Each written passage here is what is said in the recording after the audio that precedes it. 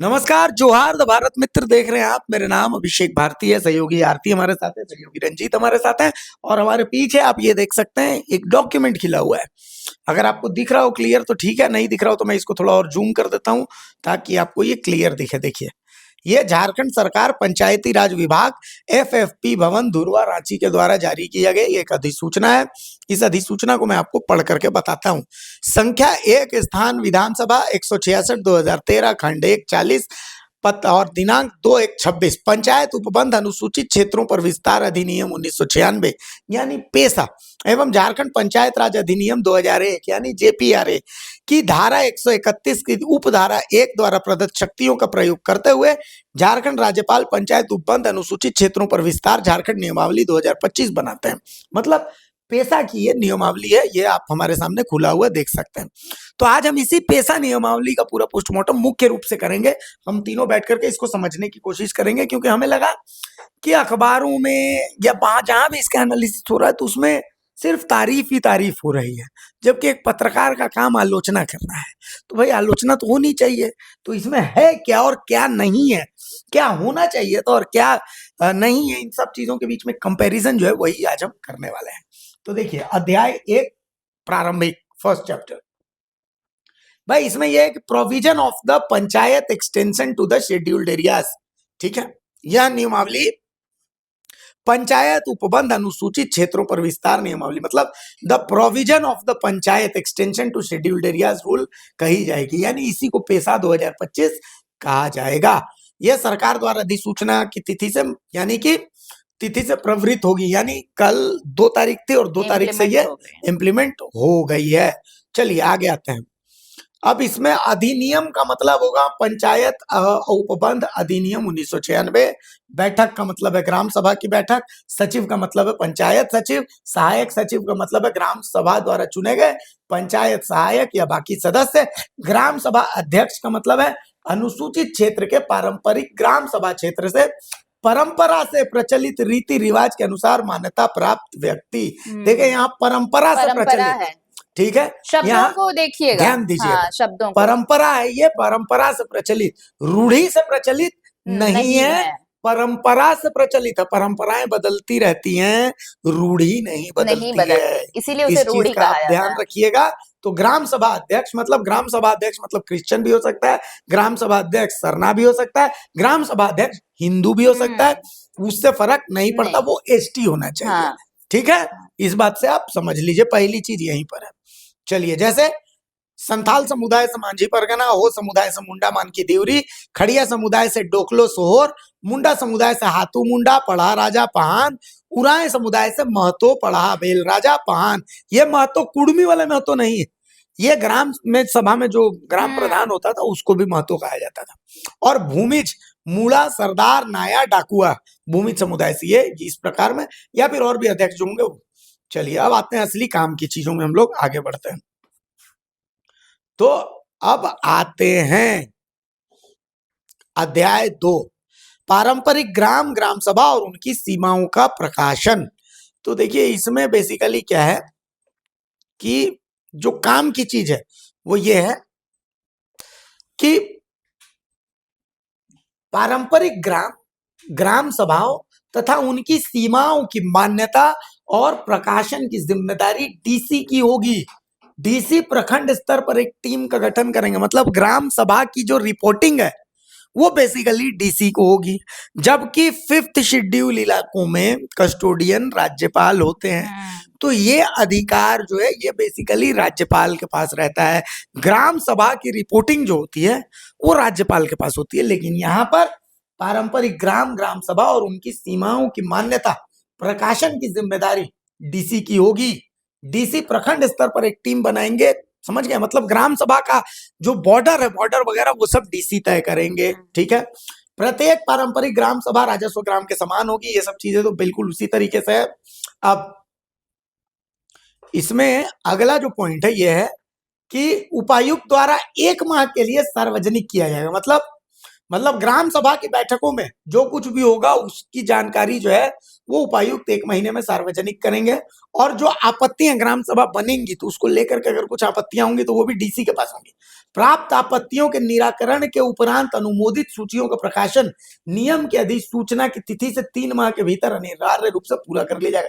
प्रत्येक गांव के ग्राम सभा होगी और ग्राम सभा निर्वाचक नामावली में निबंधित व्यक्तियों से गठित निकाय होगी। ठीक है, मतलब डीसी ही ग्राम सभा गठित करेंगे। ठीक है, तो आरती मैडम, पहला पॉइंट तो यही आ गया कि इसकी रिपोर्टिंग जो है वो डीसी को दे दी गई है कि भाई डीसी ही ग्राम सभा का गठन करेंगे। जबकि 5वीं अनुसूची क्षेत्र में हमेशा से यही बात कहा जाता है कि वरना अभी भी तो वही है, अभी भी वैसा कुछ नियम में बदलाव नहीं है, तो अभी भी तो वही है। और पेशा नियमावली लागू होने के बाद भी डीसी के पास ही सारे पावरों को रखा गया, तो अंतर क्या हुआ? कुछ अंतर बिल्कुल नहीं। और देखिए, सबसे बड़ी चीज है कि आप इसलिए, अगर आप जो इनके जिस तरह हम बैठे हैं कि इनमें क्या चीज नहीं है, अगर आप इसके ओपोनेंट को अगर आप पढ़ेंगे या फिर देखेंगे जो भी आपके न्यूज में आ रहा है, तो आपको ये चीजें समझ में आएंगी कि किन चीजों को इसमें लाया ही नहीं गया है। ये एज इट इज सिर्फ और सिर्फ इसलिए कि पेशा कानून लेकर आना था तो लेकर आया गया है। आप इसमें बताइए कि झारखंड जैसे राज्य जो 5th शेड्यूल के अंदर आते हैं, उनके लिए ग्राम सभा को सारी शक्तियां दी जाती हैं। सबसे पहला तो यही है। अभी भी तो सारे, अगर आप अभी राज्यपाल को हटा दे तो जो डीसी है, तो डीसी के हाथ ही सारे पावर का सेंट्रलाइजेशन है। लेकिन आपने इसमें अलग क्या किया कि इसका मतलब ही यही था ना कि पावर डिसेंट्रलाइज करना था। डीसी नहीं, बल्कि ग्राम सभा जो लगाई जाती, ग्राम प्रधान जो होते, उनके हाथ में वो पावर होते, उनके हाथ में वो शक्तियां होती कि वो अपने ग्राम के, अपने गांव के लिए, चाहे वो खनन का मुद्दा हो, शराब का मुद्दा हो, या फिर कोई कानून फैसला लेना हो, कारावास का कोई फैसला लेना हो, ये सारी शक्तियां ग्राम सभा के पास होती, ग्राम प्रधान के हाथ होती। लेकिन जो नया जो पेशा कानून लाया गया है, आप उसमें देखिए ऐसी कोई भी, जो जिन 3 मुद्दों की बात हमने की ना, तो खनन के लिए, अब वो सोचिए कि जो पहले से जो नियम चले आ रहे हैं वो अब भी वहां पर है। ग्राम प्रधान के हाथ क्या है? कुछ भी नहीं है। शराब की दुकानें, जो पहले से जो एक्साइज पॉलिसी है वो अभी भी लगी है। अब जो नए दुकान खोले जाएंगे उसके लिए वो चीजें बदली हैं। डीसी के हाथ अब भी सारी शक्तियां हैं। तो बदला कुछ भी नहीं है, सिर्फ एक आवरण तैयार कर, कहते हैं ना कि बुक या कॉपी के कवर को चेंज कर दिया जाता है, सिर्फ वो कवर चेंज किया गया है और एज इट इज इसे लाया गया है। 5th शेड्यूल में सारे जो अधिकार होते हैं वो ग्राम सभा को दिए जाते हैं, ग्राम प्रधान को दिए जाते हैं। लेकिन अगर आप इस पेशा एक्ट को पढ़ेंगे, और खासकर ये जिस पॉइंट की ओर अभी आपने इशारा किया, ये जो अध्याय 2 में है, 5वां खंड, कि उपायुक्त द्वारा 1 महीने के लिए ये सारी जानकारी जो है वो सार्वजनिक की जाएगी और आपत्तियां दी जाएंगी, और जो भी आपत्तियां होंगी उसका निराकरण और उसकी जो अधिसूचना होगी वो 3 महीने के भीतर अनिवार्य रूप से पूरा कर लिया जाएगा। उसके बाद प्रत्येक गांव की एक ग्राम सभा होगी और ग्राम सभा निर्वाचक नामावली में निबंधित व्यक्तियों से गठित निकाय होगी। तो ये कौन करेगा? ये उपायुक्त करेंगे, डीसी के हाथ ये जिम्मा है। तो ग्राम सभा के हाथ क्या है इसमें? पेशा नियमावली का मतलब ही यही है कि आप ग्राम सभा को वो शक्तियां दे रहे हैं ताकि हर गांव के पास अपना अधिकार हो। जो आदिवासियों के हक और अधिकार की बात करते हैं, उनके जल, जंगल और जमीन की बात करें, तो वो तीसरे हाथ में ना जाए, वो सिर्फ और सिर्फ ग्राम सभा के पास रहेगा। ग्राम सभा ये तय करेगा कि उसके यहाँ खनन कौन करेगा, ग्राम सभा ये तय करेगा कि उसके यहाँ शराब की दुकानें खुलेंगी या नहीं खुलेंगी, ग्राम सभा ये तय करेगा कि कब उसे अगली बैठक बुलानी है और कौन सी आपत्तियां हैं और कौन सी अधिसूचना जारी करनी है। लेकिन यहाँ बदलाव तो कुछ भी नहीं है। ये सारी चीजें पहले भी डीसी किया करते थे और अब भी डीसी करेंगे। मैं एक बार रंजीत के पास भी जाना चाहूंगा। कुछ दिन पहले, 2 दिन 3 दिन पहले, सूर्य सिंह बेसरा एक प्रेस कॉन्फ्रेंस कर रहे थे, उन्होंने भी यही पॉइंट उठाया। तो उन्होंने कहा था कि भाई इसमें आप, मतलब 5वीं अनुसूची क्षेत्र में राज्यपाल कस्टोडियन होता है और पेशा तो लागू है। 5वीं अनुसूची क्षेत्र है, केंद्र सरकार ने 19 पेशा जो है वो 1996 कर रखा है सारी चीजें, ठीक है वो, और लोकसभा से वो पारित हो चुका है। आपको अपने राज्य के हिसाब से इसमें करना, राज्य सरकार का इसमें बहुत दखल है नहीं। अब यहाँ पर भी पेशा में ग्राम सभाओं की रिपोर्टिंग जो डीसी को दी गई है, क्या लगता है कितना फिजिबल रहने वाला है? देखिए, दिखाने की कोशिश है कि हमने ग्राम सभा को पूरा अधिकार दे दिया है, लेकिन वही बात है कि ना कि सत्ता जो होता है वो विकेंद्रीकरण चाहता नहीं, वो चाहता है कि सब कुछ उसके पास हो। जब डीसी के पास है, सारा कुछ है, तो फिर वो ग्राम सभा कैसे मजबूत होगा? और डीसी जो बड़ा पोस्ट होता है, आईएएस अधिकारी होता है, उसके पास अपनी चीजों को मनवाने के लिए बहुत तरीका होता है। जैसे हम ब्लॉक स्तर पे भी देखते हैं, वर्तमान में जो व्यवस्था है, तो देखने को है कि मुखिया जो है सारा कुछ कर रहा है, उसके मुखिया के पास फंड आ रहा है, सारा काम वो कर रहा है, लेकिन बीडीओ जो है वो अपने अनुसार से सबको वो चला देता है। हाँ, कोई मुखिया उसका विरोध नहीं कर पाता है। तो वही स्थिति हो जाएगी जब डीसी हेड रहेगा वहां पे, इसको रिपोर्टिंग जिसके पास करना है, तो डीसी फिर वो जैसे चाहेगा वैसे वो काम करेगा, वो है ना। इसमें ग्राम सभा मुझे नहीं लगता है कि उतना प्रभावी रह पाएगी। और ये देखिए निशा उरांव जिन्होंने, उनका एक फेसबुक पोस्ट भी है कल का, कि जो पंचायती राज निदेशक थी वो, तो उन्होंने लिखा कि पेशा नियमावली जारी हो गई जुलाई 2023 में मेरे कार्यकाल में प्रकाशित प्रारूप तथा मार्च 2024 में विधि विभाग द्वारा अनुमोदित प्रारूप से यह अलग है ना। इसमें कई संशोधन हुए हैं। हाँ, मतलब उन्होंने कहा कि जो उस समय हुआ था वो, और एक उनका इशारा है कि कोई जो ज्यादा ताकतवर लोग हैं, जो षड्यंत्रकारी जैसे वो कह रही है, कि उन लोगों के दबाव के कारण जो है इसमें मूल बदलाव देखने को मिल रहा है। तो पेशा नियमावली चलिए ठीक है, लागू हो रहा है, हो गया है, लेकिन इसमें ऐसा लगता नहीं है कि ग्राम सभा उतना वो पावरफुल रहेगा। वो पेपर पे ही रहेगा, वो पेपर पे रहेगा, लेकिन चाहेगा वही जो अधिकारी जो चाहेंगे उसको उसके अनुसार वो उसको चला सके। इसीलिए मैं कुछ चीज दिखाना चाहता हूँ। देखिए मेरे पास एक ड्राफ्ट है, ये छत्तीसगढ़ की जो पेशा नियमावली है वो भी मैंने खोल के रखी हुई है, ठीक है। अब छत्तीसगढ़ की इस पेशा नियमावली को आरती मैं चाहता हूँ कि दर्शकों को मैं दिखाऊं। ये देखिए ग्राम सभा की संरचना, ठीक है। आइए प्रशांत थोड़ा करीब आइए। ग्रामवासी चाहे तो वो पूर्व से चली आ रही पारंपरिक के अलावा रूढ़िगत सीमा, हाँ, बाकायदा इसका ये इस्तेमाल है, झारखंड में ठीक है? मिसिंग है। ये नहीं है, सरहद क्षेत्र के अनुसार अपने गांव की स्थापना कर सकेंगे, ठीक है। ऐसे मोहल्ले या पारे की जनसंख्या जो मूल पंचायत की जनसंख्या के 1/3 या 100 अधिक कम हो, तो एक नया गांव बनाने के लिए प्रस्ताव ग्राम सभा से पारित कर अनुविभागीय अधिकारी राजस्व को बेच सकते हैं, ठीक है। यहाँ डीसी नहीं है, नहीं, सीधे रेवेन्यू डिपार्टमेंट, सीधे ठीक है। रेवेन्यू, हाँ। विहित प्राधिकारी भू राजस्व संहिता 19 के इतने के प्रावधान के अनुसार संबंधित मोहल्ला, पारा, टोला, बस्ती के गांव के रूप में अधिसूचित होगा। छत्तीसगढ़ पंचायत राज के धारा 29 के अनुसार राज्यपाल लोक अधिसूचना के द्वारा इस अध्याय के लिए किसी ग्राम को विनिर्दिष्ट, मतलब सीधा राज्यपाल को रिपोर्टिंग है, कस्टोडियन फिफ्थ वो शेड्यूल के विनिर्दिष्ट कर रहे हैं, मतलब कस्टोडियन राज्यपाल है, डीसी नहीं है, ठीक है। इन नियमों के अधिसूचित होने के 1 साल के भीतर राज्य सरकार द्वारा नए ग्राम के गठन के हेतु कार्यवाही की जाएगी। प्रत्येक 10 वर्ष में नवीन जनगणना के पश्चात राज्य सरकार नए ग्राम के गठन की प्रक्रिया कर सकेगी। मतलब समझिए यहाँ डीसी नाम की किसी का यहाँ पर है ही नहीं। आप इसको देखिए, छत्तीसगढ़ पंचायत राज अभी 29 साधारण ग्राम सभा होगी, ग्राम के लिए साधारणतः 1 ग्राम सभा होगी, ठीक है। परंतु ग्राम या ग्रामों के समूह, खेड़ा या खेड़ों यानी हेमलेटस के समूह जिसमें मोहल्ला, मजरा, टोला, पारा, आवास होंगे, तो वहां 1 से अधिक ग्राम सभाओं का गठन, लेकिन यहाँ पर डीसी की कोई भूमिका नहीं है। यही अच्छा देखिए, अब ये चीज आपको समझना चाहिए। जो हमने छत्तीसगढ़ की बात की और ये कहा जा रहा था कि छत्तीसगढ़ में जो पेशा कानून लागू है उसके तर्ज पर झारखंड में भी कानून लाया जाएगा, लेकिन यहाँ पर आप देखिए, ये जो हमने यहाँ पे शुरू में ही था, इसको जरा नीचे करिए, जहां पर पारंपरिक रूढ़िवादी, यहाँ पे 3 चीजें मेंशन की गई हैं। 3 चीजें क्या है? पारंपरिक है, रूढ़िगत सीमा है और सरहद है, और अपना वाला देखिए। और यहाँ पर आप देखिए एक बहुत सिंपल एक ही टर्म यूज किया गया, ये पारंपरिक ग्राम सभा। राजस्व तो आपको रखना ही पड़ेगा क्योंकि रेवेन्यू तो आपको वहीं से, आपकी फाइलें वहीं पर जाएंगी, लेकिन यहाँ तक पहुंचने के लिए आपको बीच में मीडिएटर कौन मिलेगा? डीसी मिलेंगे, डीसी के थ्रू जाएंगी फाइलें। लेकिन यहाँ आप छत्तीसगढ़ वाला देखेंगे तो आपको बीच में मीडिएटर कोई नजर ही नहीं आएगा, नहीं है। सिर्फ राज्यपाल को ही ये अधिकार होगा। सिंपल ये देखिए ना, ग्राम सभा अध्यक्ष पारंपरिक ग्राम सभा क्षेत्र में परंपरा से प्रचलित रीति रिवाज, रूढ़ी का जिक्र नहीं है। अब आप 2 दिन पहले की बात हो, जब रघुवर दास ने प्रेस कॉन्फ्रेंस किया था, उस दिन भी हम लोगों ने यही कहा था कि रघुवर दास पूर्व मुख्यमंत्री रह चुके हैं और उन्हें वो ऐसे ही बिना तथ्यों की कोई बात नहीं करते। उस वक्त तो ये मसौदा सामने आया भी नहीं था, ये अधिसूचना जारी भी नहीं हुई थी। उन्होंने कहा था कि यहाँ पर एक शब्द का खेल होगा। एक शब्द का खेल क्या होगा? कि जिस रूढ़िवादिता की बात की जा रही है, क्योंकि ये ग्राम सभा पूरी तरह से रूढ़िवादी परंपराओं को आगे बढ़ाने का एक माध्यम है।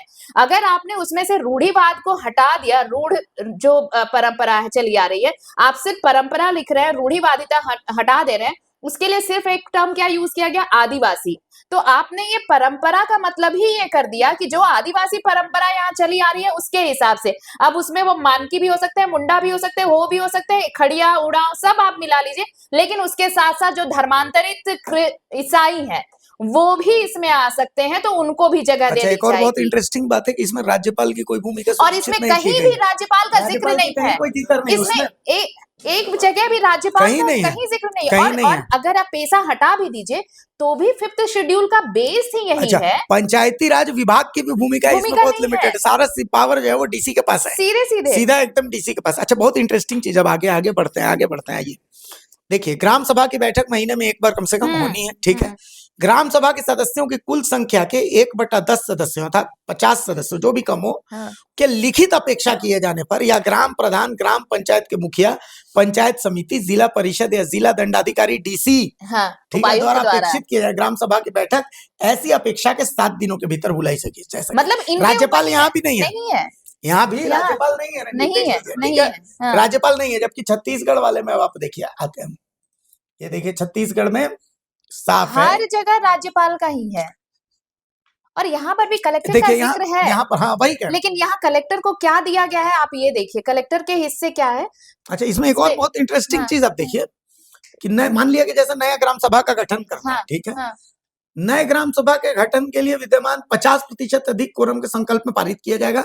नए ग्राम सभा के सब में ये देख लीजिए, कहीं भी डीसी की कोई भूमिका ही नहीं है, कहीं भी नहीं आप है। देख लीजिए कहीं नहीं है डीसी की कोई भूमिका, ठीक है। ग्राम सभा की शक्तियां, ग्राम सभा की शक्ति, इसमें सब कुछ इस तरीके से है कि वो पावर जो है वो राज्यपाल के पास जा रहा है, सीधे सीधा। या तो ग्राम सभा तय करेगा, नहीं तो ग्राम सभा के बाद सिर्फ और सिर्फ राज्यपाल बस ही उसे तय राज्यपाल कर के पास सकते हैं। लेकिन यहाँ पे राज्यपाल का पूरे नोटिफिकेशन कहीं में है ही नहीं, एक बार भी राज्यपाल का जिक्र नहीं है, एक बार भी नहीं। यहाँ तक कि ट्राइबल एडवाइजरी काउंसिल का भी कहीं जिक्र नहीं है। टीएसी की भी टीएसी भूमिका की भी भूमिका, बहुत हाँ, महत्वपूर्ण हाँ, होती है, हाँ, लेकिन इसमें टीएसी की भी भूमिका कहीं पर नहीं है, ठीक है। आप देखिए, ग्राम सभा में कुल सदस्यों की संख्या 1/3 सदस्यों की संख्या कोरम के लिए अनिवार्य है, मतलब कुछ भी काम करना है तो कम से कम 1/3 सदस्य मौजूद रहेंगे, और 1/3 सदस्यों की संख्या में भी 1/3 महिला सदस्यों की उपस्थिति अनिवार्य है। होगी। हाँ, यदि 1/3 के गणित में 1 का अंश सदस्य संख्या आता है तो उसे पूरा सदस्य गणना में लिया जाएगा। जैसे 91 है तो 30 सदस्य तो हुए, तो 1/3 से कम होंगे, इसीलिए 31 सदस्यों की उपस्थिति अनिवार्य रहेगी, ठीक है। ग्राम सभा बैठक की अध्यक्षता उस ग्राम सभा के अनुसूचित जनजातियों के ऐसे सदस्य द्वारा की जाएगी जो उस ग्राम सभा क्षेत्र में परंपरा से प्रचलित रीति यही रिवाज, देखिए, रूढ़ी नहीं है, रूढ़ी नहीं है, ये इसी का जिक्र हो रहा है ना। परंपरा से प्रचलित रीति रिवाज के अनुसार मान्यता प्राप्त व्यक्ति हो, जो ग्राम प्रधान जैसे मांझी, मुंडा, पाइन, महतो या किसी अन्य नाम से जाना जाता हो, या उनके द्वारा मनोनीत समर्थित व्यक्ति हो, ठीक है। यही सारी चीजें। अब इसमें सबसे इंटरेस्टिंग चीज देखिए, पेशा का सबसे ज्यादा जो इंटरेस्टिंग चीज है वो आपको 2-3 चीजों में आएगी। एक है लघु खनिज, दूसरा पारंपरिक जो स्वशासन व्यवस्था है, रूढ़ी जिसको कहते हैं, और तीसरा जो है वो शराब, ठीक है। तो अब हम उधर चलते हैं, ठीक है, कि भाई ग्राम सभा अध्यक्ष और सहायक सचिव का कर्तव्य क्या होगा। तो ग्राम सभा अध्यक्ष पर आसीन व्यक्ति जो परंपरा से प्रचलित रीति रिवाज के, फिर से यही है कि मान्यता यथा मांझी, मुंडा, पाहन, महतो अन्य नाम से जाना जाता है कि मृत्यु, पत्याग या किसी अन्य कारण से पद खाली होने पर परंपरा से प्रचलित रीति रिवाज के अनुसार नए ग्राम सभा अध्यक्ष का चुनाव मनोनयन पद रिक्त होने के 1 महीना के अंदर किया जाएगा। नए अध्यक्ष 10 दिनों के अंदर इसकी सूचना प्रखंड विकास पदाधिकारी, सचिव, पंचायत समिति, उप विकास आयुक्त, मुख्य कार्यपालक दंडाधिकारी, जिला परिषद, जिला दंडाधिकारी, उपायुक्त को लिखित रूप से उपलब्ध कर, राज्यपाल नहीं है, फिर से डीसी, फिर से नहीं है, ठीक है। मुझे यहाँ शंका है जो हो रहा है, नए अध्यक्ष का जो चयन होगा, हाँ, या मनोनयन होगा, 10 दिन के अंदर सूचना प्रखंड विकास पदाधिकारी के बीडीओ को देना होगा। बीडीओ तो स्थानीय वहाँ पर पदाधिकारी ग्राम में होता है, 10 दिन के अंदर इसकी सूचना देना है। तो मुझे आशंका है कि जो बीडीओ जो है ना, ये स्तर का अधिकारी जो है, नए अध्यक्ष का जो चयन होगा ना, उसको भी वो प्रभावित कर देगा। वो जिसको चाहेगा ना वो अपने अनुसार, क्योंकि ग्राम में, गांव में देखिए लोगों की जो शिक्षा व्यवस्था है, जो भी मतलब लोग सीधे साधे लोग हैं, और बीडीओ तो, और जो डीसी है वो तो अलग अधिकारी है। बिल्कुल, जब उसके पास उसको रिपोर्टिंग ऑफिसर वो है, जब 10 दिन के अंदर उसको सूचना, वो रिपोर्टिंग उसको करना है, तो वो चयन में भी जरूर अपना हस्तक्षेप करेगा, और अपने जो लोग हैं, जो उसके हिसाब से लोग हैं, या ऊपर से जिसको निर्देशित होगा कि भाई इसको कर देना है, उसको अध्यक्ष के रूप में वो चयन कर लेगा, है ही। चलिए अब आगे आते हैं। यहाँ पे एक, जब हम डीसी की बात कर रहे हैं, छत्तीसगढ़ वाला निकालिए, मैं वही बता रही थी कि वहां पर जो कलेक्टर का जिक्र किया गया है, वहां पे कलेक्टर का मतलब क्या है? कलेक्टर का मतलब सिर्फ वहां पर है ये देखिए 13 नंबर, इसमें क्या है, कलेक्टर को प्रेषित। यहाँ भी आपको जो ग्राम सभाएं जो डिसीजन लेंगी उसमें एक कॉपी कलेक्टर को भेजा वो तो जाएगा, ठीक है। वो भेजा, लेकिन इसमें तात्पर्य आप पढ़िए, कलेक्टर को प्रेषित से तात्पर्य बस इतना ही है कि कलेक्टर को अथवा कलेक्टर द्वारा इस प्रयोजन हेतु अधिकृत अधिकारी को आगे प्रेषित। भेज दिया जाएगा। मतलब आपको सिर्फ हम नोटिफाई कर रहे हैं, आपका इंटरफेरेंस नहीं चाहिए बिल्कुल। हमें, आपको हम नोटिफाई कर रहे हैं कि हमने ये डिसीजन लिया है, हमें ये चीजें करनी है, आप देखिए। क्योंकि लॉ एंड ऑर्डर का मसला तो आप संभालेंगे, तो ये नोटिफाई करने का मतलब है उन्हें कोई अधिकार नहीं दिया गया है। छत्तीसगढ़ के पेशा कानून में कलेक्टर का जिक्र सिर्फ उतने ही तक है, लेकिन अगर आप उसका कंपैरिजन अगर झारखंड के ये से करेंगे तो आपको सिर्फ और सिर्फ दिखेगा कि सारी शक्तियां कलेक्टर को ही दे दी गई हैं, डीसी को ही दे दी गई हैं भाई, कि ग्राम सभा कब बैठक बुलाएगा, 10 दिनों के अंदर किसे क्या अधिकार दिया जाएगा, ये सारी चीजें डीसी तय करने वाले हैं। तो ये फर्क है, ये फर्क हाँ, है। ये पहले से ही चल रही जो है। व्यवस्था पहले से चल रही है कि कुछ भी बीडीओ डीसी बदला के नहीं थ्रू है, सारा कुछ चीज हो रहा बदला है। नहीं है, सिर्फ नाम के लिए। मैंने पहले से कहा वही कि चल रहा है, बुक का उसी चीज को कवर कर चेंज दिया कर दिया गया है। पहले बुक का कवर ये था कि राज्य सरकार हेतु, अब वो बुक के कवर में चढ़ेगा ग्राम सभा। बस इतना ही फर्क है, ज्यादा फर्क आपको नजर नहीं आएगा इस मामले में। अब आइए, जैसे अब इसमें है सामुदायिक संसाधनों संसाधनों का प्रबंधन। हाँ, तो इसमें है कि ग्राम सभा अपने पारंपरिक सीमा के भीतर सामुदायिक संसाधनों और प्राकृतिक संसाधनों का अनुसूचित जनजाति परंपरा के रूढ़िजन्य विधि, ठीक है, यहाँ पर अब रूढ़ी यहाँ है, पे रूढ़ी का, हाँ, यहाँ पर है यहाँ पे रूढ़िजन्य है, विधि, हाँ, सामाजिक एवं धार्मिक प्रथाओं के अनुसार प्रबंध कर सकेगी। ये ऊपर पारंपरिक थी, लेकिन यहाँ पर ये रूढ़िजन्य रूढ़ी हो विधि। गई। पारंपरिक ग्राम सभा या उसकी स्थायी समिति पारंपरिक क्षेत्र के सीमा के भीतर अवस्थित सामुदायिक संसाधनों का विवरणी अभिलेख पंजी में संधारित कर सकेगी। इसको मैं जूम कर देता हूँ। ऐसी प्रबंधन योजना राज्य अथवा केंद्रीय कानून के प्रासंगिक प्रावधानों के विपरीत न हो, और यदि यह वन भूमि एवं वन प्राणी संरक्षण अधिनियम 1972 के अधीन संरक्षित क्षेत्र से संबंधित हो तो कार्य योजना अथवा प्रबंधन योजना के अधीन होगी, जो राष्ट्रीय कार्यशील योजना संहिता वन, मतलब कुल मिलाकर के जो सामुदायिक केंद्र वो ग्राम सभा उसको एलोकेट करेगी, ठीक है।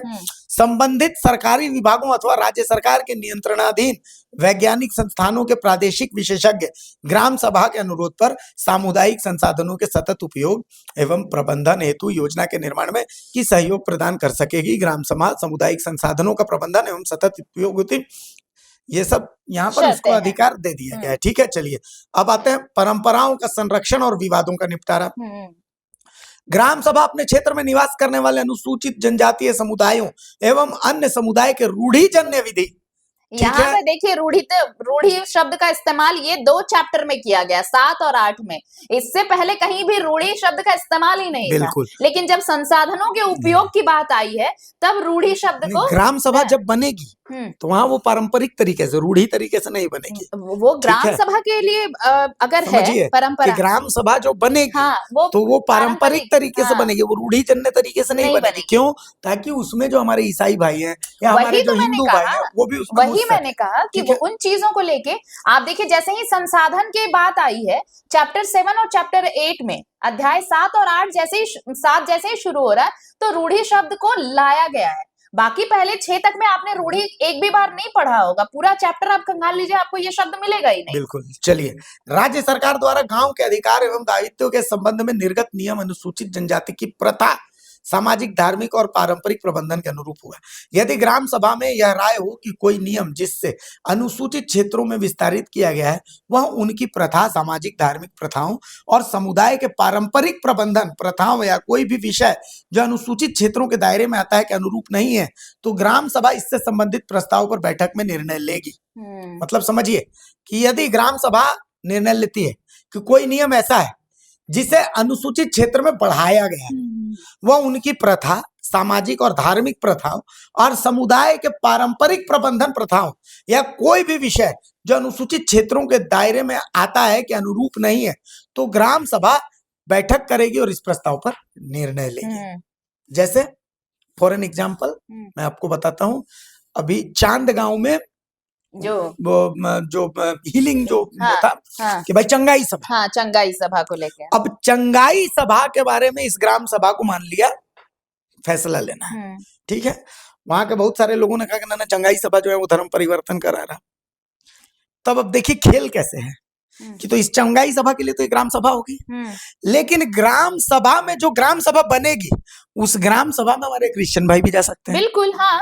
तो क्रिश्चियन भाई जब जाएंगे उस तो ग्राम सभा में होगा? चूंकि वहां पर तो रूढ़ी जन्य नहीं, हाँ, वहां तो परंपरा जन्य है, तो पारंपरिक है। परंपरा जन्य में तो वो चले जाएंगे। चले जाएंगे। तो अब परंपरा जन्य में जाएंगे तो ये चंगाई सभा आराम से हो सकती है कि हो ग्राम सभा की परमिशन हाँ, तो मिल गई है, ग्राम सभा की ग्राम सभा और की परमिशन तो मिल जो गई है। रंजीत जी कह रहे थे कि जो 10 दिनों का वक्त दिया गया है प्रखंड स्तर के अधिकारियों को, अगर मान लीजिए ग्राम सभा की शक्तियां जिस ग्राम प्रधान को दी गई है, जिसके जिम्मे दी गई है, अगर वो चंगाई सभा, वो प्रार्थना सभा का समर्थक निकलता है, तो फिर आप कैसे मना करेंगे? क्योंकि यहाँ तो रूढ़िवादिता है नहीं, यहाँ और तो पारंपरिक है। उससे भी इंटरेस्टिंग चीज अब सुनिए, उससे भी इंटरेस्टिंग चीज रंजीत भाई ये सुनिएगा, इस प्रकार के पारित प्रस्ताव को ग्राम सभा उपायुक्त को प्रेषित अग्रसारित करेगी, जिसे उपायुक्त राज्य सरकार को, मतलब यानी कुल फाइनली मिलाकर फैसला किसको लेना है, राज्य सरकार को। फाइनली फैसला किसको लेना वही है, जो चल रहा है पहले से सिंपल, राज्य सरकार। वही कर तो व्यवस्था इसमें जो क्या बदला? इसमें बदला क्या, इसमें क्या? राज्यपाल की तो कोई भूमिका ही नहीं है, और फिर कहीं से भी अभी तक राज्यपाल का जिक्र कहीं नहीं है। कहीं नहीं है, अब कल रमेश साहू जी से हमारी बात हो रही तो बोल रहे थे ना कि राज्यपाल कभी इसको एक्सेप्ट करेंगे,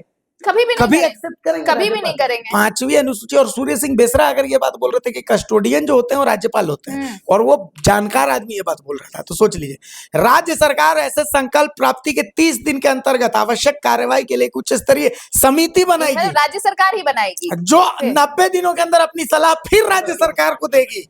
यानी 3 महीने ये हो गए, फिर 1 महीने वो, 4 अब आगे महीने, सुनिए, फिर राज्य सरकार ऐसे संकल्प प्राप्ति फिर के 2 महीने, 160 दिनों के अंदर लिए जा रहे निर्णय या लिए गए निर्णय को ग्राम सभा को फिर 6 महीने का वक्त। मतलब ग्राम सभा को राज्य सरकार बताएगी कि हमने उसको कबूल किया कि नहीं किया। हाँ। तो आपका निर्णय फर्क नहीं पड़ता, अगर आपका निर्णय मेरे को लायक है हाँ। तो ओके है, नहीं तो है फिर तो से अपने आप देख लीजिए, फिर से अपना हाँ। देखिए ग्राम सभा। हाँ। समझ गए? चलिए, संविधान तरह सरकार एवं ग्राम सभा द्वारा प्रतिपादित नियमों को ध्यान में रखते हुए ग्राम सभा को अपने क्षेत्र में शांति व्यवस्था कायम करने का मौलिक दायित्व होगा। ग्राम सभा अपने समुदाय की परंपरा, रूढ़ी नहीं, परंपरा, अपने समुदाय की परंपरा के अनुरूप ग्राम सभा क्षेत्र में निम्न कार्यों के लिए भय रहित शांत माहौल कायम करना, ग्राम सभा के नागरिकों की अभिव्यक्ति की स्वतंत्रता एवं आत्मसम्मान की रक्षा करना, महिलाओं, वृद्धों एवं बच्चों के साथ दुर्व्यवहार, सार्वजनिक स्थानों पर झगड़े इत्यादि असामाजिक तत्वों द्वारा किए जाने वाले दुराचार पर रोक लगाना, विवादों का समाधान पारंपरिक रीति रिवाजों एवं प्रथागत कानून के अनुसार किया जाना, जो प्रथाएं चल रही ठीक हैं। है। मतलब आप समझ ली, इनको सबको आप चांद गांव के हिसाब से देखिए तो आपको समझ में आएगा। हाँ, ठीक है। बिल्कुल, हाँ। ग्राम में शांति व्यवस्था बनाए रखना ग्राम सभा का उत्तरदायित्व होगा। ग्राम सभा यह सुनिश्चित करेगी कि सुनवाई के लिए स्थायी समिति का गठन किया जाए, जिसमें समिति के अंतर्गत शिक्षित, प्रतिष्ठित, प्रभावशाली व्यक्तियों को सदस्य बनाया जाए और ऐसे व्यक्तियों का कोई आपराधिक इतिहास न हो, परंतु प्रभावशाली व्यक्ति के संबंध में यह सुनिश्चित करना होगा कि वो समिति के सदस्यों पर दबाव न बना सके। यदि समिति के सदस्यों पर अपराध का आरोप या पीड़ित के रूप में आवेदन किया हो तो ऐसे सदस्य समिति के सदस्य के रूप में सुनवाई प्रक्रिया में भाग नहीं लेंगे। पारंपरिक रीति रिवाज के अनुसार मान्यता प्राप्त व्यक्ति जो मांझी, मुंडा, मानकी, पढ़ा, राजा, परगनैत, पान, महतो या किसी अन्य नाम से जाने जाते हो, उनका स्थायी समिति द्वारा सुनवाई में सहयोग लिया जाना अनिवार्य होगा। ये समिति निम्न कार्यों को ग्राम सभा के निर्देश में कर सकेगी। वही सारी चीजें संविधान के सिद्धांतों का पालन करने के लिए निर्णय लेना, पड़ोस के गांव के साथ बेहतर सौहार्दपूर्ण ग्राम की शांति भंग न करने वाली घटनाओं में संज्ञान लेना, शांति भंग करने वालों को समझाना, यदि आवश्यक हो तो इसका प्रतिवेदन ग्राम सभा को सौंपना। यदि विवादों का निपटारा पारंपरिक ग्राम सभा या पारंपरिक व्यवस्था के उच्चतम स्तर पर नहीं हो पाता है तो ग्राम सभा प्रतिवेदन तैयार कर उपर्युक्त कार्रवाई के लिए न्यायालय में अनुरोध करेगी। ग्राम सभा द्वारा जान माल की सुरक्षा करना, शांति व्यवस्था कायम करना, अंधविश्वास, जादू टोना संबंधित मुद्दों पर ग्राम सभा की खुली बैठक, अंधविश्वास, जादू टोना, डायन बिसाई हो जा, इसके लिए करना, लेकिन धर्म परिवर्तन के लिए कुछ नहीं करना, ठीक है। चलिए, पारंपरिक ग्राम सभा में विवादों की सुनवाई, भाई वही है कि भाई लिखित रूप में, लिखित और मौखिक दोनों माध्यमों से आपके ग्राम सभा में लाया जा सकता है। यदि किसी व्यक्तियों के द्वारा ग्राम सभा में विवाद को लाया जाता है तो ग्राम सभा इस पर 8 दिनों के अंदर विचार करेगी, सुनवाई के लिए तिथि निर्धारित करेगी। पारंपरिक ग्राम सभा परंपरागत एवं पारिवारिक विवाद जैसे मुद्दे जिसे आपसी चर्चा से सुलझाया जा सके वैसे मुद्दों पर सुनवाई करेगी और उसका लिखित दस्तावेज रखेगी। ग्राम सभा पारिवारिक एवं गांव अंतर्गत जमीन संबंधित सीमा विवाद जैसे मुद्दों को भी चर्चा के माध्यम से सुलझाएगी। ग्राम सभा विल्किंसन रूल्स 1837, छोटो नागपुर काश्तकारी अधिनियम 1908 और संथाल परगना काश्तकारी अधिनियम 1949 और अन्य क्षेत्रीय कानूनों यथा Santhal civil rules, SAR act और अन्य क्षेत्रीय कानूनों में वर्णित प्रावधानों के अनुसार विवाद निपटारा करेगी। ग्राम सभा भारतीय न्याय संहिता 2023 की सुसंगत धाराएं तथा संशोधित प्रतिस्थापित के अंतर्गत परिशिष्ट 1 में वर्णित मुद्दों को, ये सब ठीक है, नीचे आइए अब अब। देखिए, पारंपरिक ग्राम गंभीर आपराधिक मुद्दों को निकटतम थाना प्रभारी को सूचित करेगी। ग्राम सभा गंभीर वित्तीय आर्थिक मुद्दों को विल्किंसन रूल के अनुरूप कोल्हान अधीक्षक या अन्य क्षेत्रों के लिए समकक्ष पदाधिकारी अनुमंडल पदाधिकारी को अग्रसारित करेगी। गृह कारा और आपदा प्रबंधन विभाग समय समय पर नियम में बदलाव करके अन्य मुद्दों को ग्राम सभा को हस्तांतरित कर सकेगा।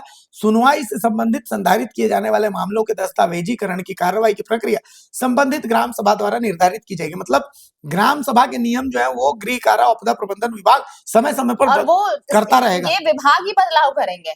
ठीक है, तो आप समझ लीजिए, ग्राम सभा की स्थायी समिति विहित रहित रीति से मामले की सुनवाई के लिए सक्षम होगी और निर्णय अनुसार समुचित कार्यवाही के लिए सक्षम होगी। विवादों का निर्णय करते समय प्राकृतिक न्याय, प्रथागत कानून के सिद्धांतों, रूढ़िजन्य विधि को ध्यान यहाँ में पर रखना पड़ेगा। रूढ़िजन्य विधि को ध्यान यहाँ में पर रखा रूढ़िजन्य जाए। है, परंपरागत विधि नहीं नहीं है। है, यहाँ पर रूढ़िजन्य अंतिम विधि है। निर्णय पर पहुंचने के पूर्व दोनों पक्षों के व्यक्तियों तथा कार्रवाई में सक्रिय रूप से शामिल सभी अन्य लोगों को अपने विचारों को व्यक्त करने का पर्याप्त मौका दिया जाएगा।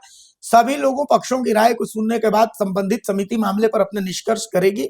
निर्णय की प्रति दोनों पक्षों को दी जाएगी, उसकी एक प्रति ग्राम सभा में भी संधारित की जाएगी। पुलिस की भूमिका पुलिस पर भी द्वारा बात कर लेते यथाशीघ्र हैं। गिरफ्तारी के संबंध में पूरी जानकारी ग्राम सभा को देनी होगी। यह अवधि 7 दिन से अधिक की नहीं हो सकेगी।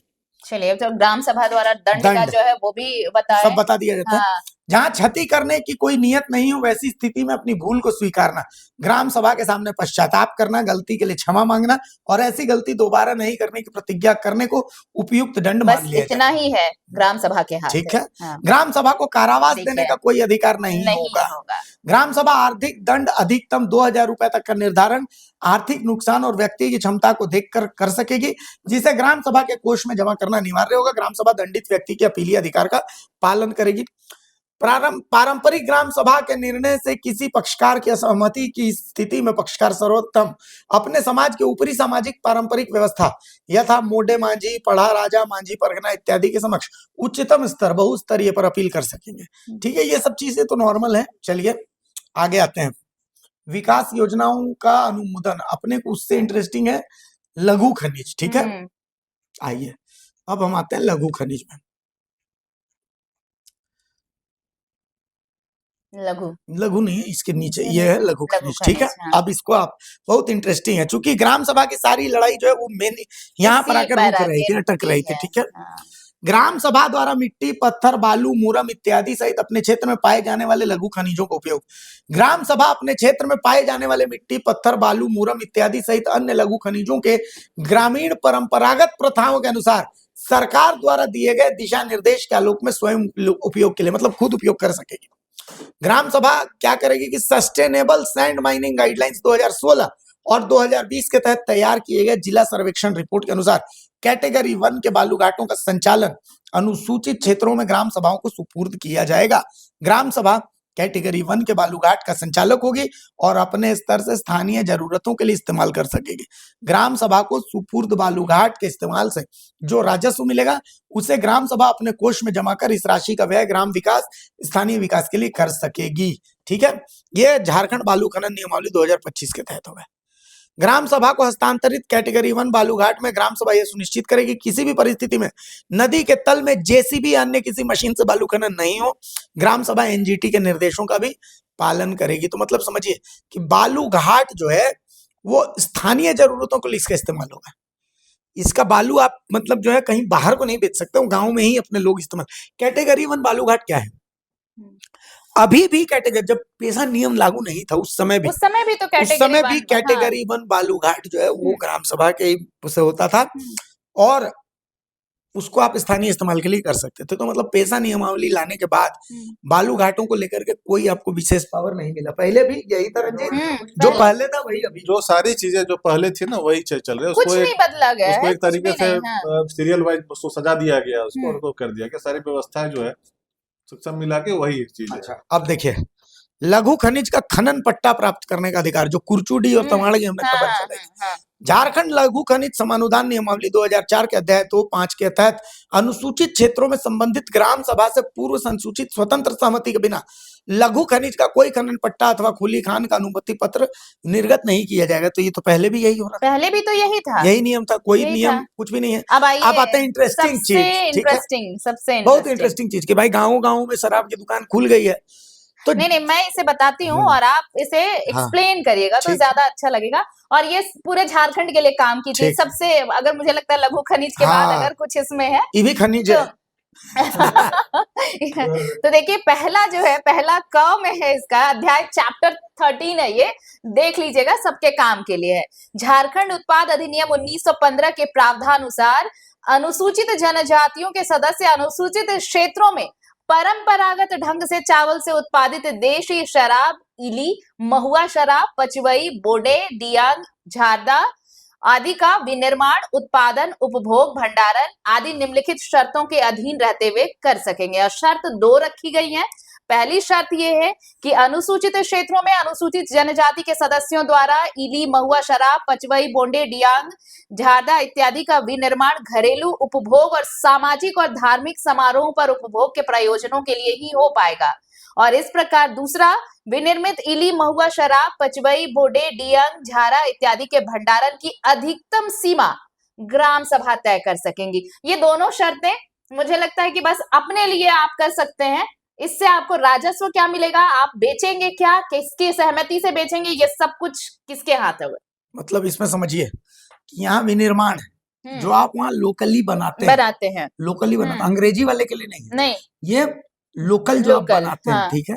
तो लोकल जो आप बनाते हैं वो आप घरेलू उपयोग के लिए और सामाजिक और धार्मिक समारोह के लिए इस्तेमाल के लिए आप बना जैसे सकते गांव हैं। में कुछ आयोजन हुआ, बस तो हाँ। उसके लिए आपको जो मैक्सिमम लिमिट है वो ग्राम सभा तय कर सकेगी। लेकिन इसके आगे जब आप पढ़िएगा तो आपको और मजा आएगा, आगे पढ़िए। आगे है, अनुसूचित क्षेत्रों में ग्राम सभा के प्रारंभिक सीमा क्षेत्र के अंतर्गत समाविष्ट किसी क्षेत्र में ग्राम सभा की सहमति के बिना किसी मादक द्रव्य के विनिर्माण के लिए नई विनिर्माणशाला स्थापित नहीं की जाएगी, यानी नया वेयर हाउस नहीं बनाया जाएगा, मतलब वो नई जो फैक्ट्री नहीं शराब वराब बनेगी, बनती है हाँ, ना वो नहीं बनेगी इस ग्राम सभा की हाँ, परमिशन के बगैर। इस उपबंध के प्रवर्तन होने के पूर्व से स्थापित विनिर्माणशाला पर ये नियम लागू मतलब नहीं पहले होगा। से जो दारू की दुकान है, चलेगी। दारू का वहां पर बना हुआ है जो विनिर्माण हाँ, का जो हो रहा है हाँ, वहां पर वो सब चलेगा, हाँ। उसको अब परमिशन लेने की जरूरत नहीं है। लेकिन नया, अपने हाँ आप आज से कल से 2 तारीख के हाँ। बाद आपको अगर करना है तो ग्राम सभा से परमिशन लेना, उसके पहले का चाहे जो और चल जो रहा है पहले चल रहा था वो चलता कोई रहेगा, दिक्कत नहीं, हो उसको गया, कोई प्रॉब्लम नहीं। कोई दिक्कत नहीं उसमें। चलिए,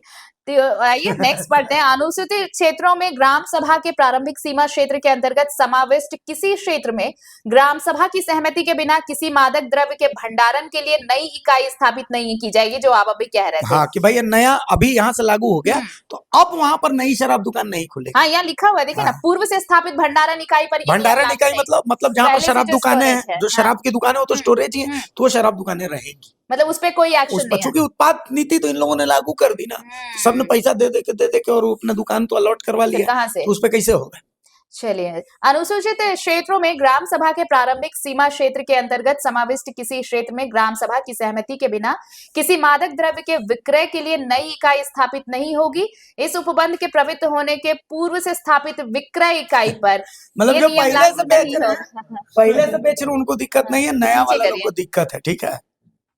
फिर एक आखिर में है, मादक द्रव्य के विनियम विषय एवं नशा मुक्ति के विषय पर ग्राम सभा की महिला सदस्यों का दृष्टिकोण के अनुसार इस संबंध में कार्रवाई की जा तो सकेगी। बस यानी गांव की अगर ज्यादातर महिलाएं खड़ी हो गई भाई कि नहीं यहाँ पर शराब दुकान नहीं चलेगी, तो नहीं तो चलेगी, नहीं चलेगी, नहीं चलेगी। ये है। भगवान की दया से कम यहाँ पर ये कंडीशन नहीं है कि पहले से स्थापित जो है वो उसके लिए नियम लागू नहीं हो। नहीं होगा। यहाँ पर एक चीज है, हाँ, तो ये हो गया, तो ये बेसिक है, वो बाकी तो सब वही है जो होती है, हाँ, ठीक है। अब जब इतने में बदलाव नहीं हुआ तो बाकी बाकियों चीजों में में भी आप नहीं क्या हुआ होगा, बदलाव तो कुल ढूंढते मिला हैं? करके बेसिकली वही है जिसका उम्मीद की जा रही थी। और जैसा कि अभी रंजीत ने बताया कि निशा उरांव सिंह ने एक बात कही कि भाई 2 ड्राफ्ट था, एक ड्राफ्ट जो उन्होंने तैयार करा था और एक ड्राफ्ट था जिसको लॉ यानी विधि विभाग ने तैयार किया था। लेकिन ये जो तीसरा ये जो बबुआ है ये इन दोनों से अलग है, एकदम में अलग है। मतलब इसमें इसका चेहरा किसी से नहीं जहाँ पर मिलता इनको है। रूढ़ी लगता है कि मतलब हमारे बंधु तिर्की शिल्पी ने तिर्की नाराज नहीं होंगे, वहां पर रूढ़ी है। जहां जहां पर लगता था कि भाई रूढ़ी इस्तेमाल करने से बंधु तिर्की शिल्पी ने तिर्की नाराज हो जाएंगे, तो वहां पर परंपरा है। कुल मिलाकर के बेसिक यही है। और बाकी कुछ रिएक्शंस अमर बावरी के हैं, नहीं उस पे भी डिटेल्स हम दिखाएंगे। है ना, अमर बावरी का पोस्ट आप हमारे हैंडल पे जाकर देख सकते हैं। उन्होंने तो सीधे कहा है कि ये आदिवासियों के साथ छल है, इन्होंने जो किया है वो सिर्फ और सिर्फ एक धोखा है। उन्होंने पूरी बात समझाई है कि कैसे शब्दों का हेरफेर करके उन्होंने, राज्य सरकार ने कैसे आदिवासियों को ठग लिया है। तो ये सुनिएगा, अमर बावरी का ये बयान हमने हमारे हैंडल पर है। आप फेसबुक पेज पर जा सकते हैं, आप यूट्यूब पे भी जा सकते हैं और आप सुनिएगा कि उन्होंने क्या कुछ कहा है इस पूरे पेसा कानून को लेकर जो झारखंड में लागू किया गया है। इसकी अधिसूचना कल जारी की और गई है। एक एक फेसबुक पोस्ट हम आपको दिखाते हैं, लक्ष्मी ब- नारायण मुंडा है, आदिवासी चिंतक हम्म। हैं, तो उनका फेसबुक पोस्ट एक बार आप ये देखिए, मैं पढ़ के आपको बता देता हूँ ताकि आपके समझ में आ जाए। लिखते हैं लक्ष्मी नारायण मुंडा की पंचायत अनुसूचित क्षेत्रों में विस्तार अधिनियम 1996 पेसा एक्ट भारत के अनुसूचित क्षेत्रों में आदिवासी समुदाय को स्वशासन का अधिकार प्रदान करने वाला एक क्रांतिकारी कानून है। यह संविधान की 5वीं अनुसूची के तहत आदिवासियों की परंपरागत व्यवस्थाओं, भूमि अधिकारों और प्राकृतिक संसाधनों की रक्षा करता है। 1996 में लागू हुए इस कानून का उद्देश्य ग्राम सभाओं को सशक्त बनाना, ताकि आदिवासी क्षेत्रों में विकास योजनाओं, भूमि अधिग्रहण और संसाधन प्रबंधन में उनकी सहमति अनुमति अनिवार्य हो। यहाँ भी सच्चाई है कि कई राज्यों में इसकी क्रियान्वयन में देरी हुई और झारखंड इसका प्रमुख उदाहरण है। राज्य की स्थापना 2000 में हुई, लेकिन पेशा नियमावली बनाने में 25 वर्ष लग गए। हेमंत सोरेन सरकार ने दिसंबर 2025 में कैबिनेट से पेशा नियमावली 25 को मंजूरी दी, जिससे आदिवासी सशक्तिकरण के ऐतिहासिक कदम बताए गए। फिर भी देखा जाए तो इस नियमावली में मूल पेशा एक्ट प्रावधानों का डिल्यूशन या उसे कमजोर कर दिया गया है। यह लेख पेशा एक्ट 1996 के मूल प्रावधानों और झारखंड नियमावली 2025 के बीच अंतरों का विश्लेषण करेगा, जहां हेमंत सोरेन सरकार ने मूल प्रावधानों को कैंची लगाई है और इसका आलोचनात्मक मूल्यांकन करना अनिवार्य है। पेशा एक्ट 1996 का मूल प्रावधान क्या था? पेशा एक्ट संविधान के भाग 9 को अनुसूचित क्षेत्रों में विस्तारित करता है, लेकिन आदिवासी परंपराओं को ध्यान में रखते हुए अपवाद और संशोधन प्रदान करता है। इसका मुख्य फोकस ग्राम सभा को सशक्त बनाना है, जो आदिवासी समुदायों की सांस्कृतिक पहचान, संसाधनों और विकास पर नियंत्रण रखती है। प्रमुख प्रावधान क्या है? ग्राम सभा की परिभाषा और शक्तियां, धारा 4C-D-E। हर गांव में ग्राम सभा का गठन जो परंपरागत रीति रिवाजों से अपने परंपराओं, सांस्कृतिक पहचान और समुदाय संसाधनों की रक्षा करती है।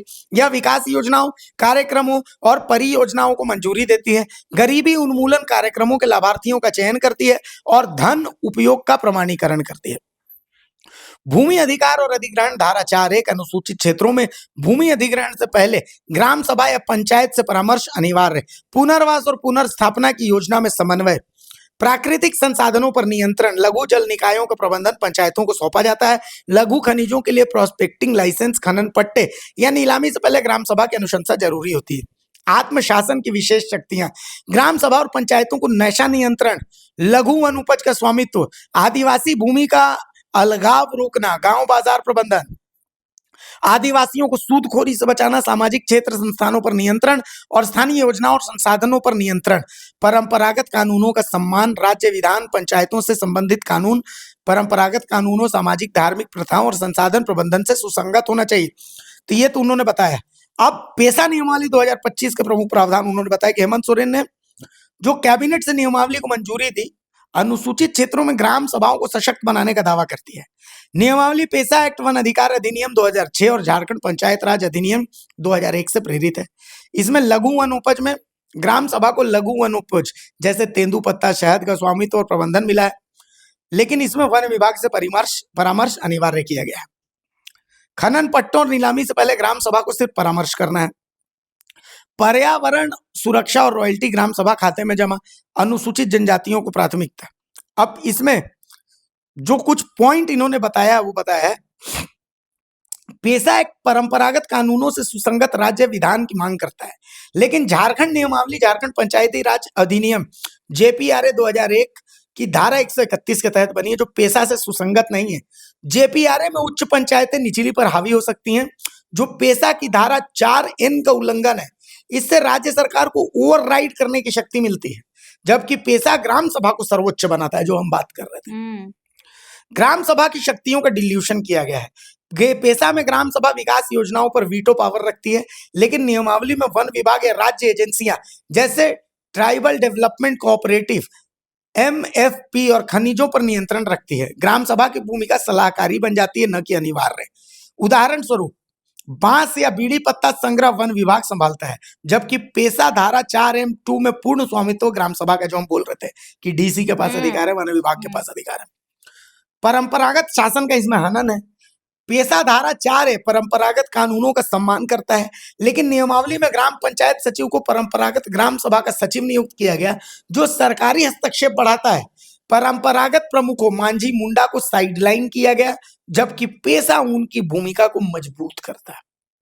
ऐसे बहुत सारे चीजें उन्होंने बहुत सारे समझाई है। पॉइंट वाइज उन्होंने बताया हाँ। भाई, तो इसमें तो मतलब ये देखिए ऐसा नहीं है, तो नेता प्रतिपक्ष को भी देखना, सुनना हाँ, चाहिए, हाँ। उन्हें भी देखा जाना चाहिए। बाबूलाल मरांडी ने भी कल जैसे ही अधिसूचना जारी हुई तो उन्होंने भी अपने सोशल हैंडल पर ये पोस्ट शेयर किया। उन्होंने लिखा कि आदिवासी समाज की आस्था, परंपरा और पहचान प्राचीन सनातन मूल्यों से गहराई से जुड़ी हुई है। यही परंपराएं आदिवासी समाज की सामाजिक संरचना, स्वशासन और जीवन पद्धति की आधारशिला रही है। दुर्भाग्यवश विदेशी धर्मों और वोट बैंक की राजनीति के प्रभाव में कुछ राजनीतिक दल आदिवासी समाज की इन्हीं जड़ों को कमजोर करने का प्रयास कर रहे हैं। झारखंड में आदिवासी समाज को खंडित करने की सुनियोजित साजिश रची जा रही है, जहां धर्मांतरण, घुसपैठ और लोभ लालच जैसे हथकंडों के माध्यम से चौतरफा हमला किया जा रहा है। इस पूरी प्रक्रिया में राज्य सरकार की मशीनरी भी आदिवासी समाज को उनकी परंपरागत पहचान और मूल से दूर करने का प्रयास करती दिखाई देती है। आगे वो लिखते हैं कि कोर्ट के दबाव में राज्य सरकार भले ही पेशा कानून लागू करने को मजबूर हुई हो, लेकिन आज भी उसे लेकर आदिवासी समाज को अंधेरे में रखने की कोशिश जारी है। पेशा की मूल भावना आदिवासी स्वशासन पर सरकार की कोई स्पष्टता नहीं है। आदिवासी समाज की पारंपरिक स्वशासन व्यवस्था सदियों से अस्तित्व में रही है, जिसमें माझी, परगना, मुंडा, मानकी, दिवरी, ढोकलो, सोहोर, हाथू, मुंडा, पढ़ा राजा, पाहन, सरदार, नापा और डाकुआ जैसे पदों को सामाजिक मान्यता प्राप्त रही है। पेशा तभी सार्थक होगा जब इन पारंपरिक संस्थाओं और पदाधिकारियों को विधिवत मान्यता दी जाएगी, जो कि रूढ़िवादिता परंपरा रूढ़िवादिता के अंतर्गत आती है, लेकिन रूढ़िवाद का कहीं पर जिक्र नहीं है। ये जिक्र तभी है जब संसाधनों की बात आती है। जब तक पेशा का वास्तविक अधिकार मूल आदिवासियों और उनकी पारंपरिक ग्राम सभाओं के हाथ में नहीं सौंपा जाता, तब तक पेशा कानून का उद्देश्य अधूरा ही रहेगा। राज्य सरकार को पेशा की नियमावली, सार्वजनिक कर, ग्राम सभा के अधिकारों और रूढ़िवादी स्वशासन पद्धति पर स्थिति स्पष्ट करनी चाहिए। ये ठीक उससे पहले जारी किया गया उनका ये पोस्ट था, लेकिन इस पोस्ट में अगर आप लास्ट की 2 लाइनें हटा देंगे तो आपको बाकी चीजें एज इट इज लगेंगी, जो उन्होंने आशंका जाहिर की थी कि कहीं भी आदिवासियों के लिए ये जो शब्द का हेरफेर किया गया, परंपरा जो वर्ड लाया गया, यहाँ पर रूढ़िवाद को क्यों नहीं जगह दी गई। रूढ़िवादी चीजों को हटाकर सिर्फ और सिर्फ हर जगह परंपरा, परंपरा, परंपरागत इन्हीं शब्दों का इस्तेमाल किया गया और है। सबसे बड़ी चीज यही है कि भाई पेशा लागू होने से पहले और पेशा लागू होने के बाद चीजें तो वही क्या हो रही थी बदलेगी? जो पहले थी। व्यवस्था जो चल रही, जो बीडीओ, क्या बीडीओ बदल से फिर जाएगी? डीसी हाँ, और डीसी डीसी से से फिर फिर राज्य सरकार, ये भी यही और व्यवस्था यही चल चीज तो रही है, यही वही चीज यही उसके शासन बाद तो अभी भी मिला चल रहा है ना। वही लागू हो रही है। ये हायरार्की तो अभी भी है ना हमारे यहाँ, हमारे यहाँ सिस्टम तो इसी तरह काम इसी कर तरह भी रहा चल है। रहा है वो। हाँ, तो अभी क्या बदल गया? हाँ, वही बात है। कुछ नहीं बदला। तो कुल मिलाकर के एक कहावत है, ये बिहार के ग्रामीण इलाकों में कहा जाता है। मेरे एक बिहारी मित्र हैं, वो बड़ा कहावत कहते हैं कि बउआ के जन्म होए पे पाव भर बजल झुनझुन ना, आ जब कपड़ा हटा के देखल गई तो बबुआ के कुछ है ही नहीं। तो कुल मिला करके अभी वही स्थिति है, और मेरे इस कहावत पर रंजीत भाई भी झेप गए, आरती जी भी झेप गई। लेकिन पेशा की स्थिति कुल मिला करके मजाक की बात नहीं है, लेकिन ये सीरियस है। बिल्कुल सीरियस इसलिए है कि झारखंड एक पांचवी, कई जिले हैं जो 5वीं अनुसूची के 13 क्षेत्र हैं, जिले, 13 ठीक है, जिले और सोचिए। आंशिक रूप से 2 और जिले, मतलब हाँ, 15 जिले जो हैं। आंशिक रूप से 2 बिल्कुल। हैं तो 15 मान तो लीजिए कुल ना, मिला के 15 15 है। जिले ऐसे हैं जहाँ पर हाँ, 5वीं अनुसूची है। तो उन 5वीं अनुसूची क्षेत्रों में पेशा जो है वो उन 5वीं अनुसूची क्षेत्रों के लिए दशा और दिशा जो है वो बनाने वाला बन सकता था। लेकिन फिलहाल कोशिश ये की गई है कि इस पेशा की नियमावली में सबको खुश रखा जाए। उनको भी जो हालेलुया बोलते हैं, उनको भी जो जय सरना बोलते हैं, और उनको भी जो जय श्री राम बोलते हैं। तो पेशा की मौजूदा जो नियमावली वो सबको खुश रखने वाली है। लेकिन हमारे आदिवासी भाई बंधु, हमारे आदिवासी जो क्रांतिकारी वीर हैं, वो उसको कैसे देखते हैं, बड़ी बात ये रहेगी। नमस्कार, जोहार।